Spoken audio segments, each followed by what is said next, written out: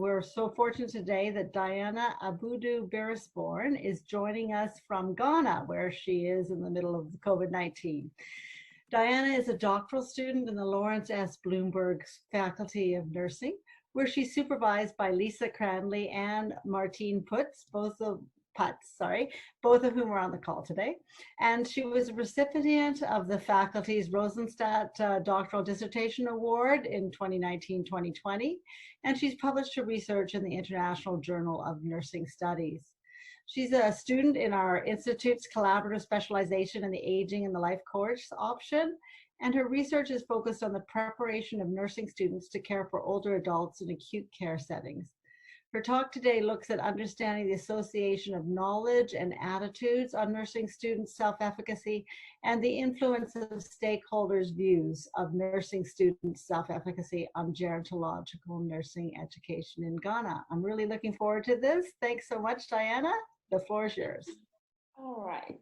Thank you so much for the lovely introduction. So as you mentioned earlier, my study is focused on nursing students' self-efficacy to care for older adults in acute care settings in Ghana. And so to begin my presentation, I want to acknowledge my supervisory committee, Dr. Lisa Cranley, Dr. Martine Potts, Dr. Lynn, and Dr. Vida Yakong, who have been very supportive over the years. And I want to acknowledge also Sarah, who is the data analyst for our faculty. She helped me through some of my data analysis processes. So I wouldn't take much of the time here. The outline of the presentation will be through mainly introduction, literature review, the purpose and objective of my research, the significance, the framework that is guiding the study. I'll go through the methodology, the analysis, the results, and then a brief discussion, recommendations, and some next steps that I hope to achieve. So the increasing older adult population is a global concern, and this has been associated with increased multiple chronic conditions. And that has also resulted in an increased healthcare utilization by older adults. Research has also indicated that 60% of the growing older adult population live in lower and middle income countries, and this includes Ghana. However, healthcare systems and nursing education in some lower middle income countries pay very little attention to the preparation of nursing students to care for older adults.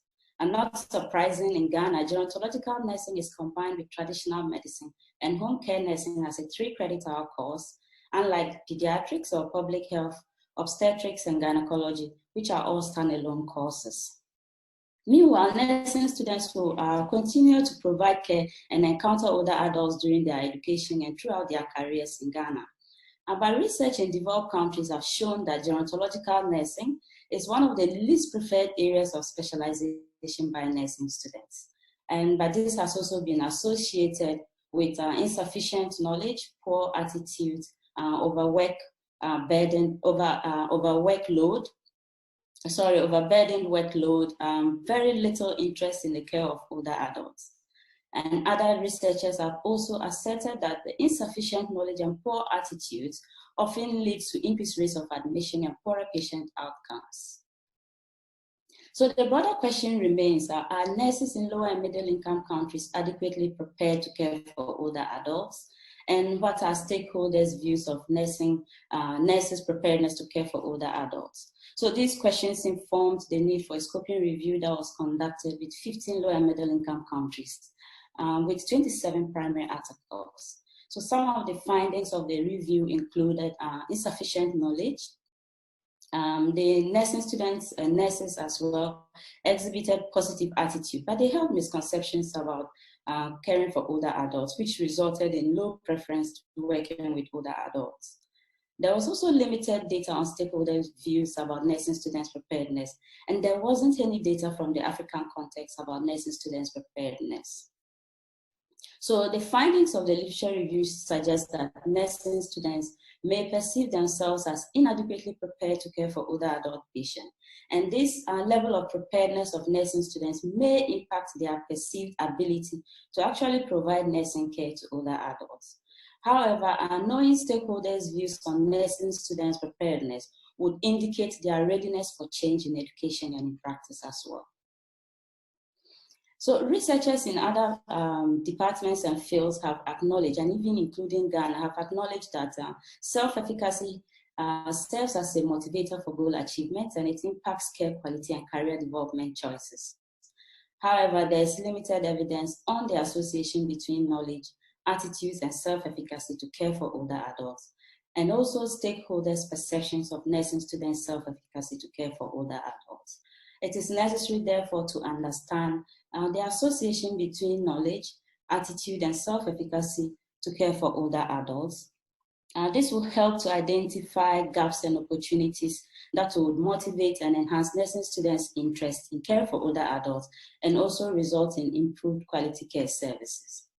The objective of our study mainly is to examine nursing students' self-efficacy to care for older adults in acute care settings and to determine the association between knowledge, attitudes, and self-efficacy as well.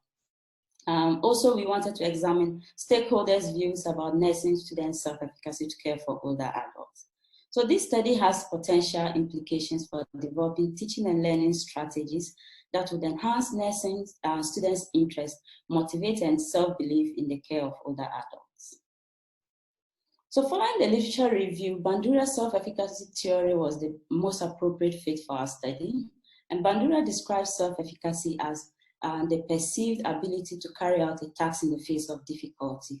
So the theory states that an individual's perceived ability to carry out a task or perform a behavior serves as a motivator for goal achievement. And Bandura argues that a baseline knowledge about a subject or an issue impacts a person's self-efficacy, which informs their actions and in turn influences their attitudes and eventually impacting their self-belief in achieving a goal. So Bandura also says that persons with high sense of self-belief in their abilities or capabilities would stay longer in challenging situations and develop a deeper or a strong sense of self-efficacy. But self-efficacy, as Bandura has also said, needs to and can also be enhanced. And it proposed 4 strategies. So the strategies include guided mastery. Guided mastery is simply explained as practice makes perfect, where nursing students are exposed to opportunities to practice hands-on, which will help for them to gain motor skills and then retention skills so that they can translate their practice skills into the clinical setting. Observational learning also mainly describes the exposure of nursing students to situations or interactions with older adults. Then also in simulation labs, they get to see how providing care actually is done, and then they are able to have cognitive retentions to be able to translate this in their clinical setting. Then self-regulation, Bandura argues that it's the ability of students to stay emotionally, socially, and psychologically healthy. And faculty plays a great role or a bigger role in this regard by helping students to identify coping mechanisms as they encounter challenging situations. Also, social persuasion is one of the factors or strategies to enhance self-efficacy by providing positive feedbacks to students when they try to attempt an action or a behavior. The positive feedback would in turn help students to pursue or consistently maintain their ability to gain adequate skills, which in turn enhances their self-efficacy. So putting all this together in our study, our main outcome or dependent variable is self-efficacy. And as Bandura stated, knowledge impacts self-efficacy. So knowledge would have a direct impact on self-efficacy. And baseline knowledge also impacts a person's action and informs their attitude, which also eventually impacts their self-efficacy. But the literature review that was conducted also showed that age, gender, religion, years of school, or having lived with or currently living with an older adult all impact a person's knowledge. It impacts their attitude and eventually their self-efficacy as well.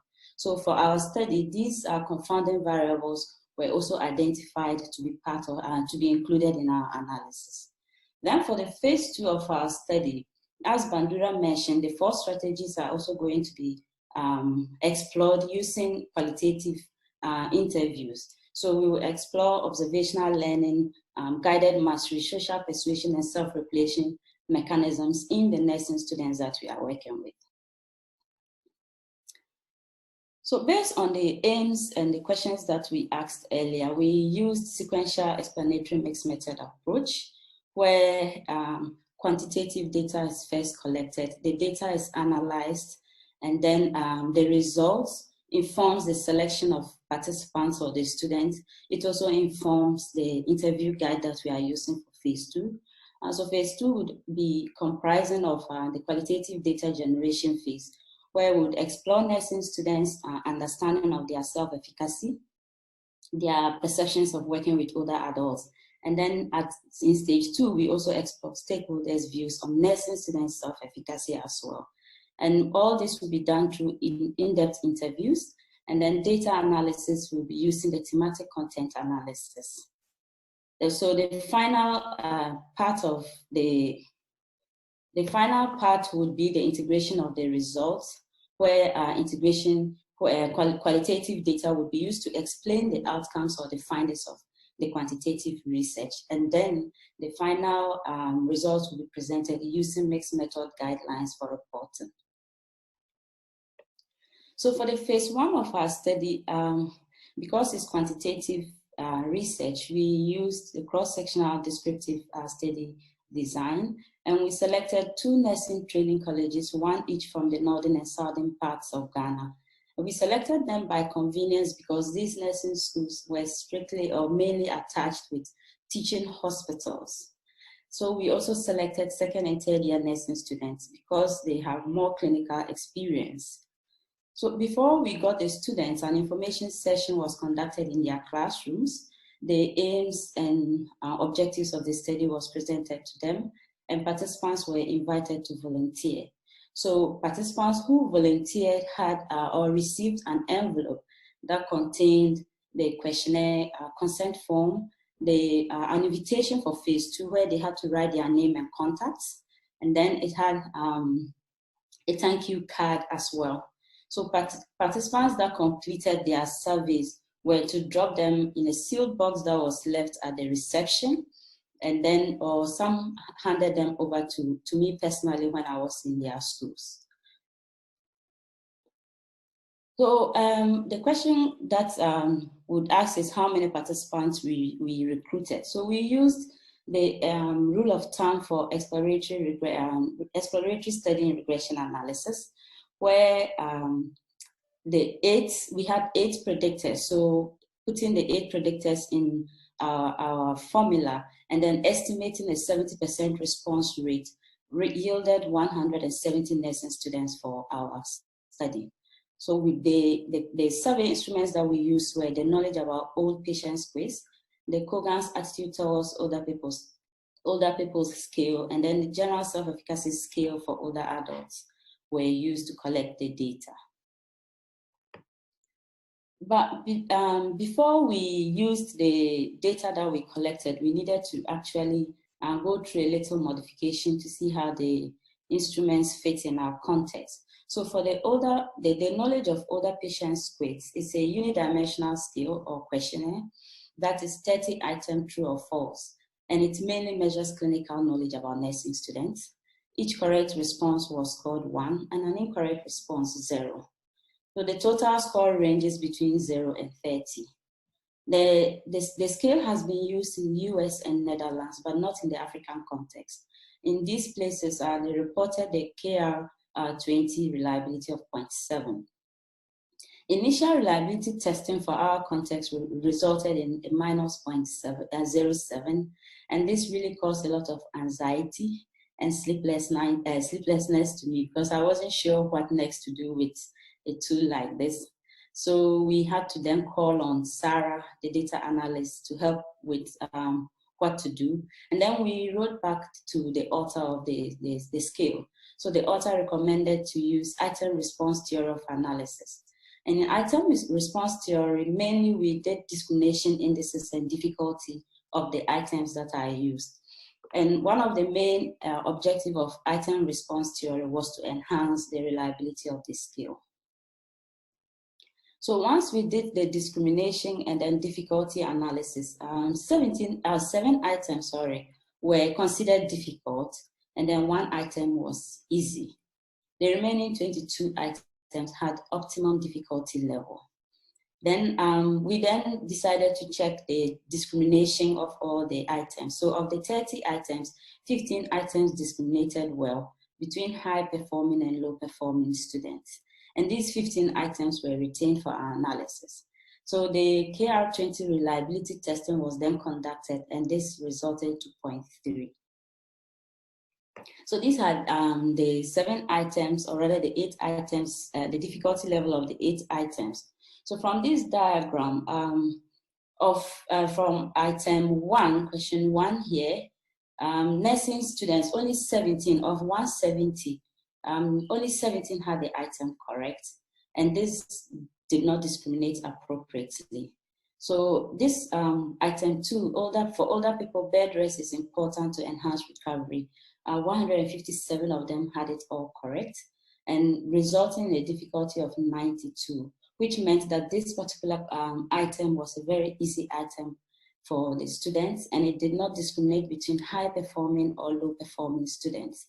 And so this, for the item 2, was taken out to enhance further discrimination. Now, in the case of depression, memory problems may occur. 31 of them had correct answers, and then it also had a difficulty of 18, but we could not take this out because it discriminated well among students, It discriminated well between high-performing and low-performing students. And that is what happened with item 21 and item 16 as well, and 19 as well. So for the Kogan's attitude towards old people scale, it's a 32-item scale that measures the attitude of nursing students. And it's on a 5-point Likert scale from strongly disagree to strongly agree. Half of the items are positively worded and the other half negatively worded. The reported Cronbach alpha in both Africa and in other countries is 0.7.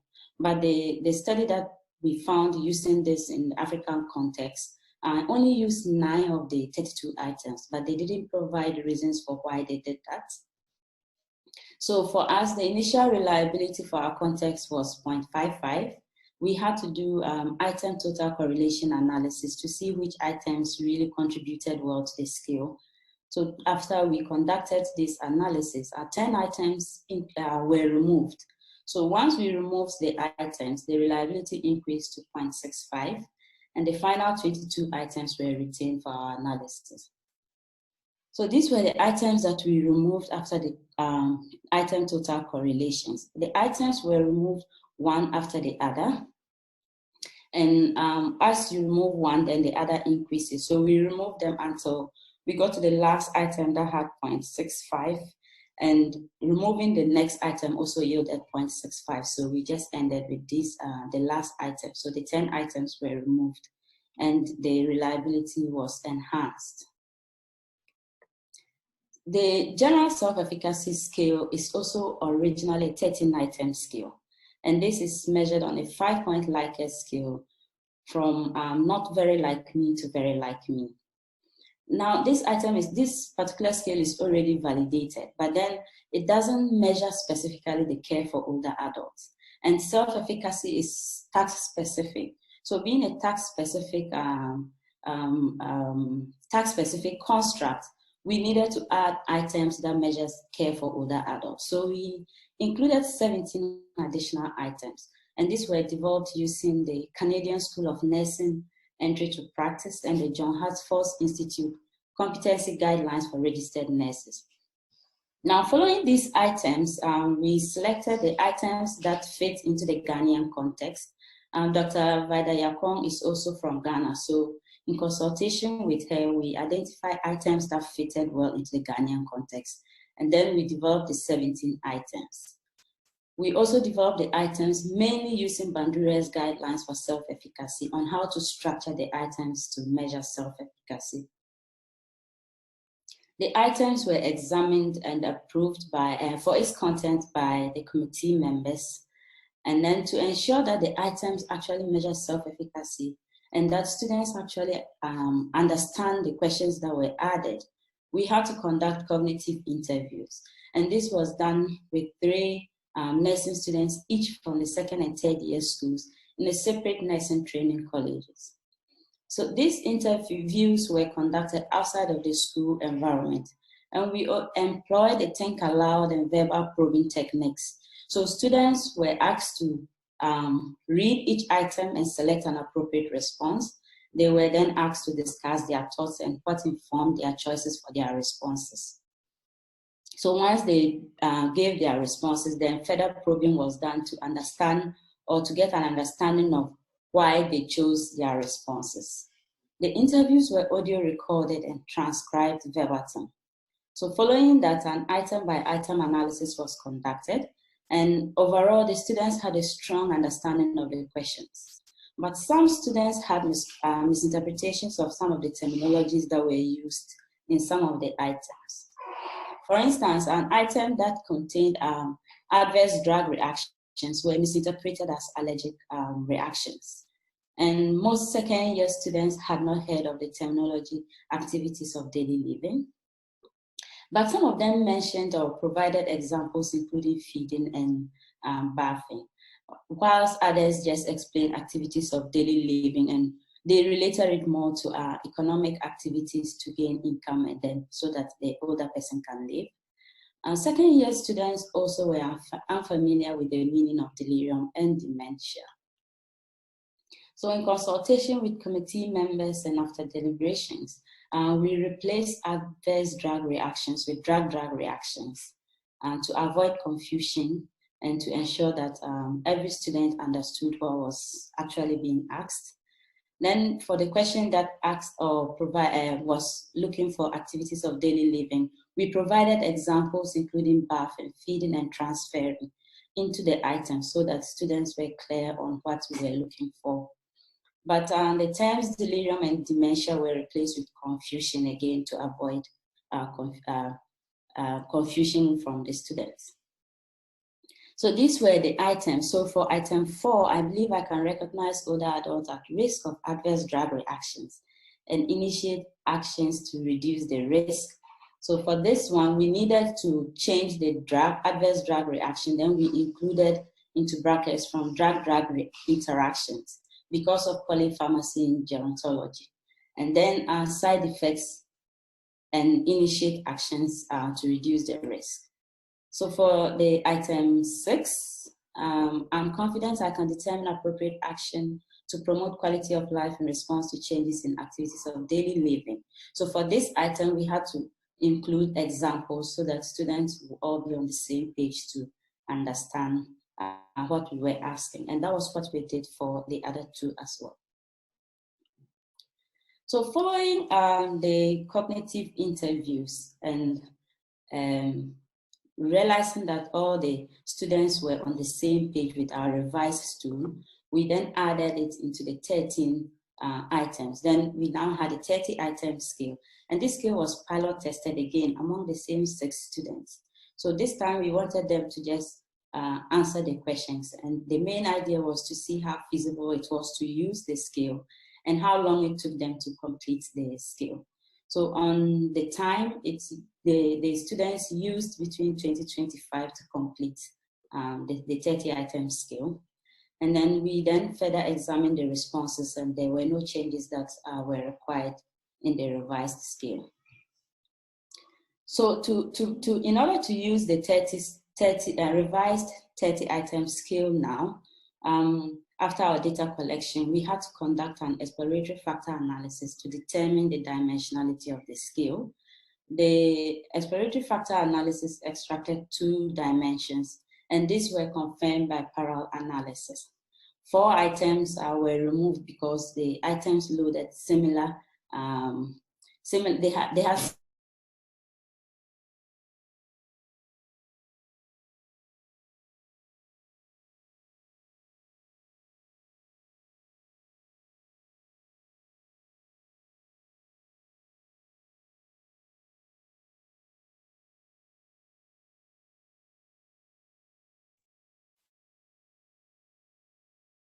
Diana, we can no longer hear.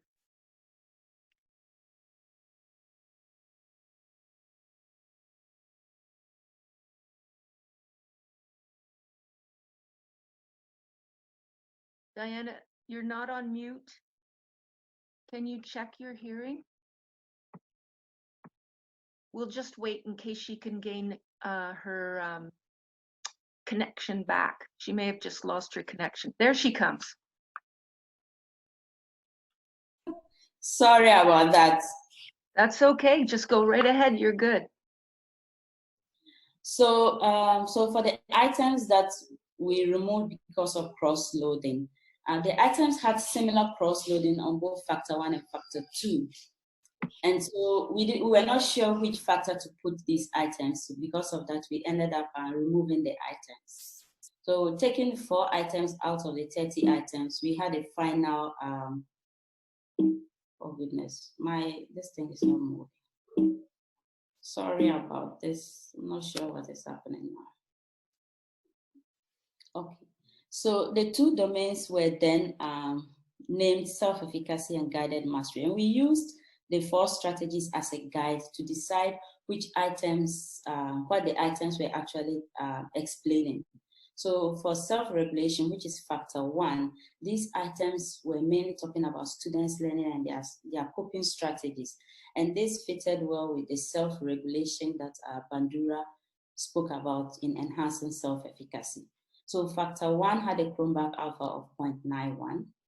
Then the factor 2 had 12 items, and these items measured nursing students' hands-on, their perceived ability to actually carry out a task.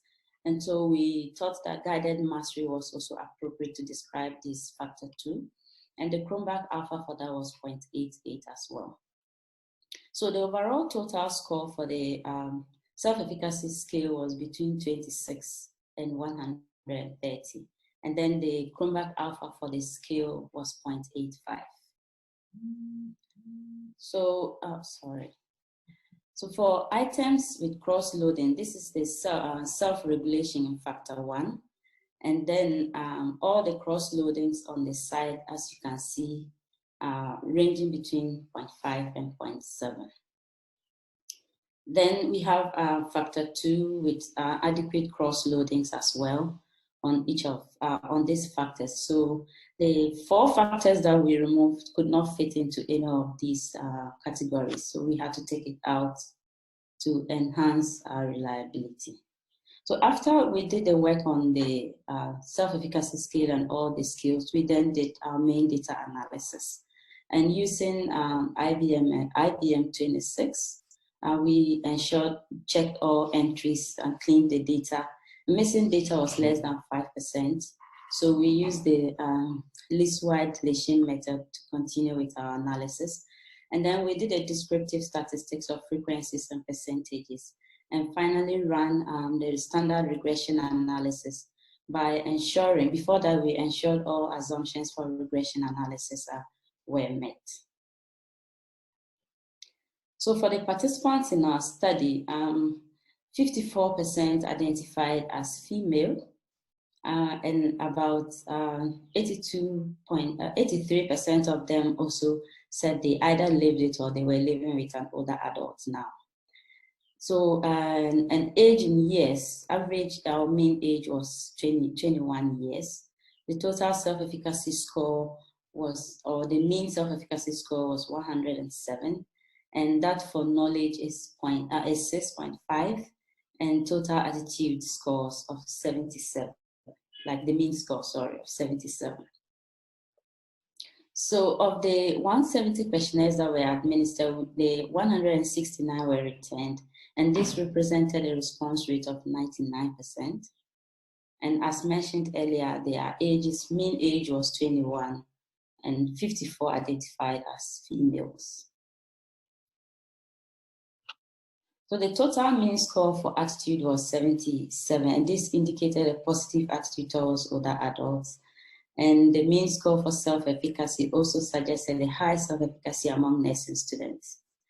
So the standard regression that we then ran, the association between knowledge, attitude, and self-efficacy was conducted, and then we used the standard regression analysis to do that. Sorry. So here is the association. So after we ran the regression, we just tried to put everything in one table for easy comprehension. So for the knowledge, total knowledge scores, knowledge had an inverse relation with self-efficacy, or a negative association with self-efficacy. But attitude and age were very significant to contributing to self-efficacy. The overall regression showed that 22% of the model accounted for the variance that was explained, and the model was a significant predictor of nursing students' self-efficacy. Nursing students' attitude and age contributed significantly to self-efficacy. So as nursing students' attitude increased by 1, their self-efficacy would increase by 0.75. And if there's an increase in age, and then there's a 56% increase in self-efficacy. But knowledge was not significant to self-efficacy. As knowledge increased, self-efficacy reduced. So for the phase 2 of our study, we started the interviews, which comprising nursing students and stakeholders interviews. But for now, we started interviewing nursing students. And then we are hoping to sample between 12 and 14 nursing students who participated in phase 1 and had provided contact to be, or their phone numbers or emails to be contacted for phase 2. But we're supposed to have organized a face-to-face interviews, but this was changed because of COVID. It was changed to phone interviews. So as you call to schedule interviews, then students often have excuses on where they are and where they are not, which is not appropriate for interviews to be conducted, which is currently delaying the interviewing process. But so far, we've conducted 8 interviews, and these lasted between 45 and 80 minutes. Throughout the interviews, one thing that stood out was the confirmation of insufficient knowledge and high self-efficacy among nursing students. The nursing students believed in their ability to care for older adults, and they associated this mainly to the fact that they think they had lived with, or they were currently living with, older adults, and that they had come to know and understand the needs of older adults. So for them, understanding the needs of older adults were mainly respect and effective communication. So nursing students believe that once you respect an older person, and you communicate effectively with this older person, they become cooperative and not difficult to work with. So they also believe that they had all these skills, they had acquired these skills, and so they could work with older adults and without hesitation or any discomfort. So because nursing students had this feeling of knowing and understanding older adults, these were mainly experiential knowledge that they knew. Because we actually measured theoretical knowledge, which had an inverse relation with self-efficacy. So initially, we're not sure, or we're really asking questions about why the association between knowledge and self-efficacy is negative, because as knowledge increases, self-efficacy decreases. But on listening to the interviews, and which is preliminary, it may explain why this is so, because nursing students felt that living with older adults, all they needed was to respect and effective communication. And once they had that, they felt they could really provide care to older adults without actually understanding the theoretical background of some of the things older adults come to the hospital with. So this is one of the quotes during our transcription that may support that. So this particular participant said, "We had been taught communication skills, but then not communication or communicating with older adults specifically, but that helps." Again, to like growing up, and like when you are communicating with older people, they tell you to respect them. And when you see them doing something and you think you can help them, you help them. Maybe they want to take something which is heavy and you think you can't take it, you should take it for them. So all those stuff and the communication skills has given us a clue on how to relate with old people and they begin to let you do things for them. So for the phase 2, we are hoping to conduct 6 more interviews, hoping that by this time we would attain saturation. And then we will then proceed with the stakeholders interviews, hopefully in October.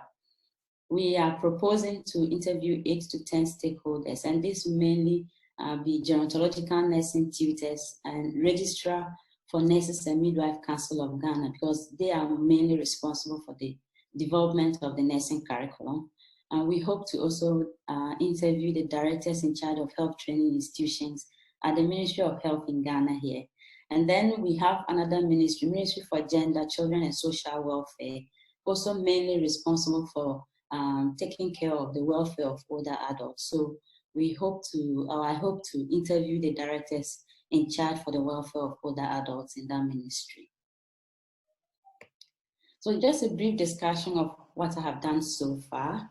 And mainly our goal was to examine nursing students' self-efficacy to care for older adults, and then to determine the association between knowledge, attitude, and self-efficacy. So the results showed that nursing students had a high self-efficacy and that they believed they could take care of older adults. And this is mainly likely due to the fact that majority of the nursing students had lived with or they were currently living with older adults, which may have impacted their perceived capability. But this finding is also consistent with previous studies that show that the length of time spent with grandparents or parents as caregivers is associated with care willingness among nursing students. But nursing students also had a positive attitude towards older adults, which was also very consistent with studies from lower and middle income countries where nursing students presented positive attitudes towards older adults. And this is mainly likely due to the extended family system here in Ghana, where older adults are expected to live with their children and grandchildren. And this results in a sense of reciprocity. So if you live with your older grandparents or your parents, then you feel obligated to care for them. And they are also naturally drawn to helping other older people, which may impact their attitudes towards older people in general. Nursing students also reported an insufficient knowledge level, but they didn't think that they needed further education or training. They thought that the preliminary interviews also came out that nursing students felt that they've been taught adequately at school. What they need to know about older adults, they've been taught at school. So the rest was for them to then learn on the field. But it wasn't surprising because they believed that all they needed to do was to respect and communicate effectively with older adults, and then they can care for them well. But nursing students also had so much confidence in their skills to work with older adults, because for some of the students in the interviews, they say, oh, all the older adults need is for you to address them by their titles. When you acknowledge them by their titles or you call them grandpa, grandma, and you just smile a little, they will not hesitate to work with you. They cooperate with you. But they also associate the difficult or uncooperative older adults' behaviors to nurses or nursing students that do not acknowledge older adults as people that need respect and attention. And so previous researchers have also reported that insufficient knowledge about care of older adults is very common among nursing students, and they recommended further training to improve nursing students' knowledge. And the insufficient knowledge about care of older adults in this our study may also be due to the limited clinical gerontological content in the nursing curriculum. Currently, the nursing curriculum focuses mainly on the changes in older adults, but they do not pay so much attention to the clinical management and some specific conditions in the care of older adults.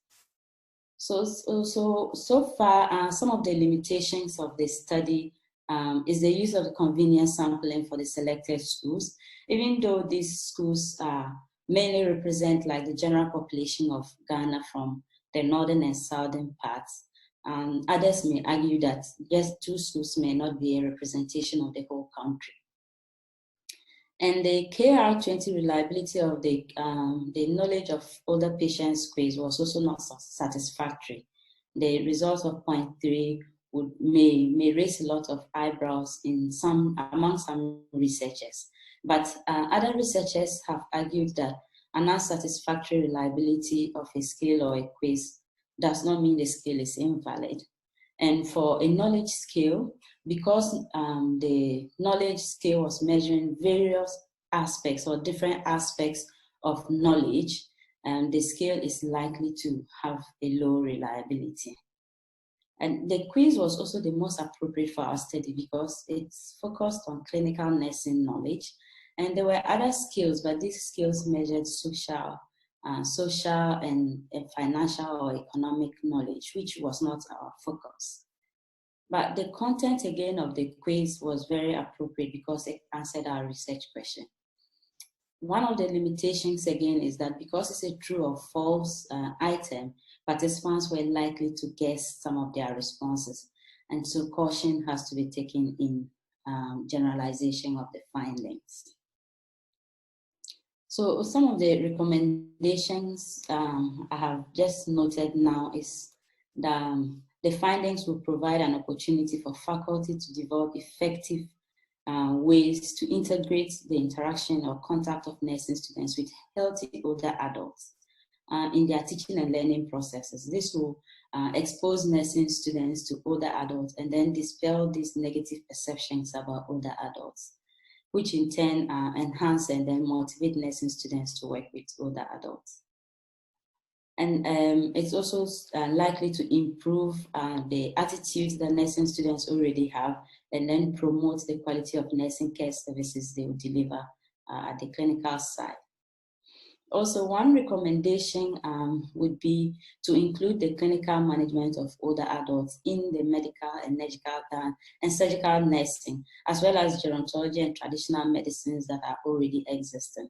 So again, preliminary interviews have also, what has come out with that is that nursing students acknowledge that they teach them medicine and surgery. They teach them the disease conditions, but they do not emphasize how these conditions are being managed more among older adults. And one of the recommendations would be to let our faculty emphasize how to manage some disease conditions that are common among older adults in the medical and surgical nursing courses, as well as the gerontology and traditional medicine courses.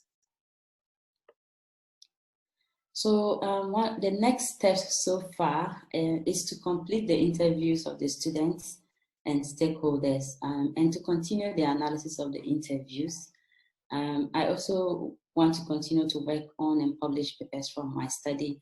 So far, I have 2 drafts that we are currently working on, and I hope that by close of year or by end of year, we should send those drafts out.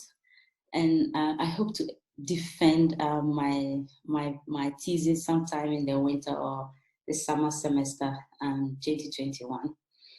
But one of the main things I really hope to do is to refine the knowledge of older patients' quiz to fit the Ghanaian or the African context, and eventually look for a job that will help me after all these years. Thank you so very much for listening.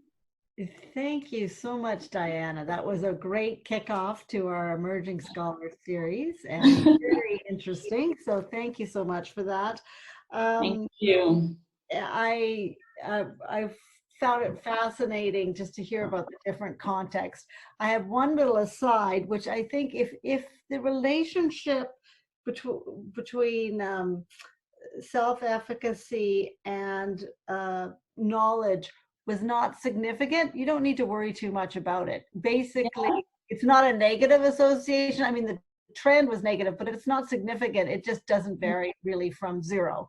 And that's the way to describe the quotes, basically. I don't need to know anything because I have a good relationship and it'll all work out. So that I don't fret too much that the relationship was negative because it was not significant. So thank you.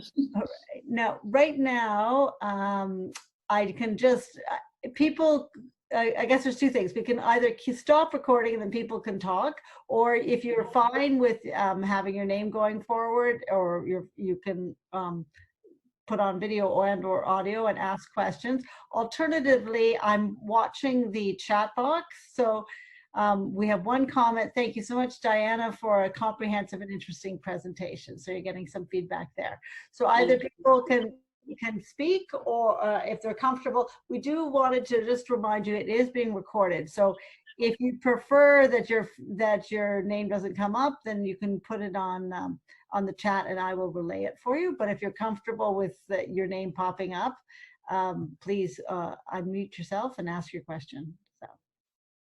So any questions or comments or suggestions?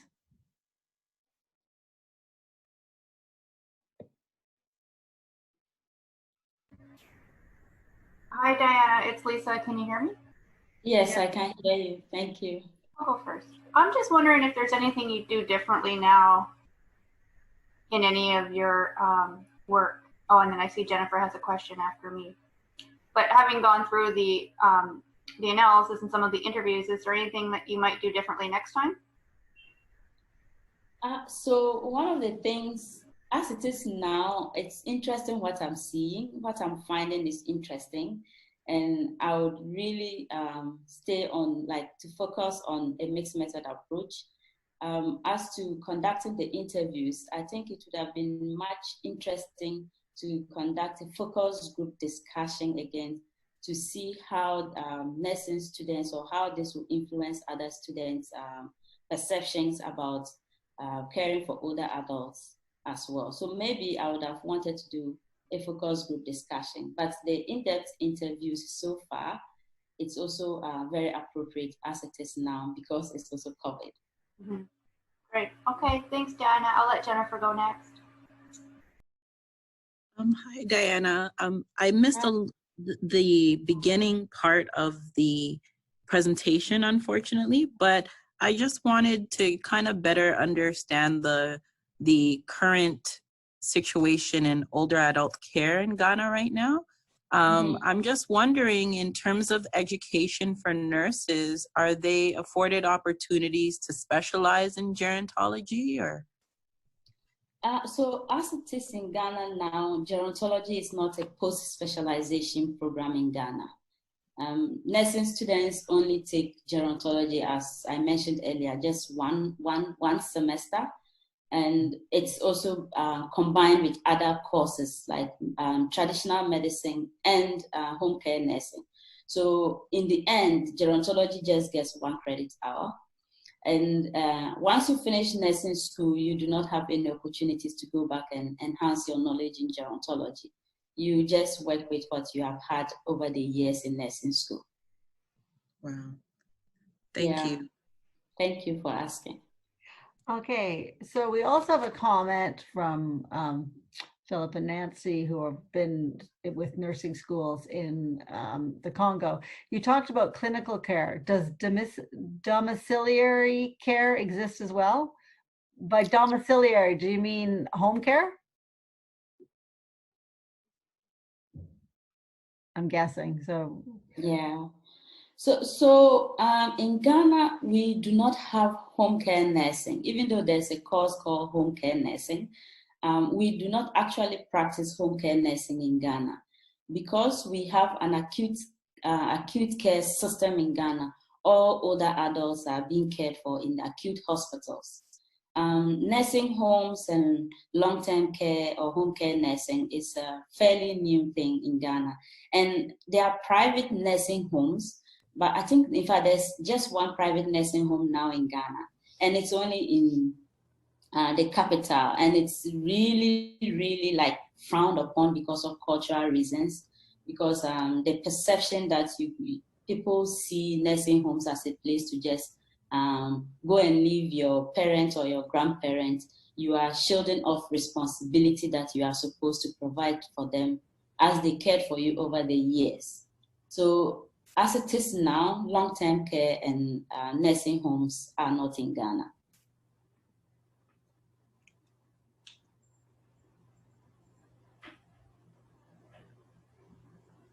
Thank you. Jennifer's comment is that she's been to that retirement home and it only had 2 patients. So apparently it's frowned on by everybody, including the patients. So yeah. Any other questions or comments or points? If I can call in again on the same topic. I mean, most elderly people in Ghana, I would imagine, like Congo, are living with their extended family, and we want to encourage that. We don't want to encourage them to be taken to hospital. So that's why we posed the question about the possibility of home care to keep these sick people at home, if at all possible. Mm-hmm. Yeah. I think it's something I want to consider because they currently train nurses on home care, but the home care nursing covers every age category that is being taken care of at home. And it's mainly post-discharge, irrespective of your age. But because of limited staff, nurses do not actually follow up on home care nursing. And it's one area that I really would hope that stakeholders would pursue, because older adults are mainly taken care of at home, and now there's a complication on who takes care of the older person, because all the children are going out to work and they end up leaving them all at home by themselves, which again brings up other complications as abuse and starvation that is coming up recently. So it's an area I think we have to really pay attention to here in Ghana, because aging in place is one concept that WHO is projecting, and I think it will be better we stay in this, but just to improve the current system that we have. Thank So you. just building on that, is there a training for personal support workers, or just you hire somebody and they don't necessarily have any training to potentially help out? Yeah, so you just hire anybody. You just hire, there's no personal support concept here in Ghana. You just hire anybody. And some people rely on other older people from their families. So if you have an 80-year-old, you would rely on an auntie or an uncle who is 65 or 70 that is out of work to help care for this 80-year-old at home. One last question. Sorry, I'm monopolizing this. So I don't know how common internet is, but would it be possible to have educational modules for personal support kind of work that could be available for people who need to know how to change catheters or do things like that if they're in a home setting? Yeah, so our internet system is gradually improving, but it's really capital intensive. And especially those in rural Ghana do not have access to internet. And they wouldn't want to even spend a lot on that. I think some private individuals are trying to set up an organization or non-profit where they just volunteer to go into homes and help care for like family members and educate them when necessary. But considering a model to help home or personal support workers will really be a very good idea to look at here in our context. Just a comment from Nancy. We have a colleague is doing his research on setting up a program of home care for the elderly in a city of 1 million. And of course, he needs to assess their needs first, but expecting that will be much appreciated, because there are some kinds of care that need someone with some nursing training. And so he will be researching that over the next 2 years and proposing a mutual health care in which they pay a small amount per year in order to have regular nursing care at home.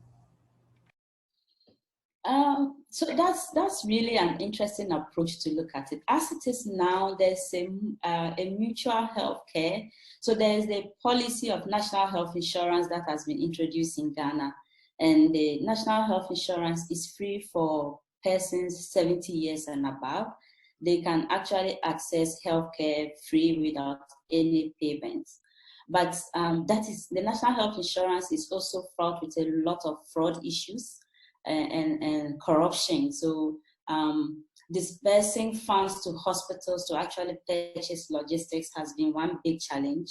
So older adults go to the hospitals and there are no logistics to take care of them, which is eventually deterring them from actually going to the hospital, because those that cannot afford or do not have immediate cash to go to private hospitals for healthcare would end up just being in the hospital, and there are no logistics to provide care for them, limited medications. The medication that, or the drugs that will be prescribed for them will not be covered by the health insurance, and they have to go out and buy.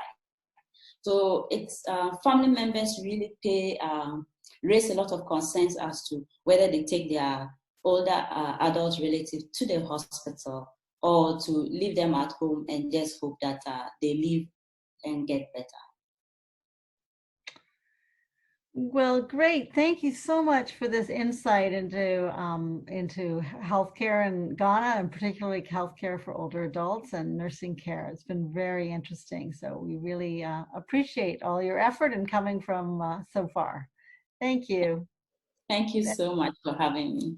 Okay, and thank you for everyone who attended. It was a stimulating discussion.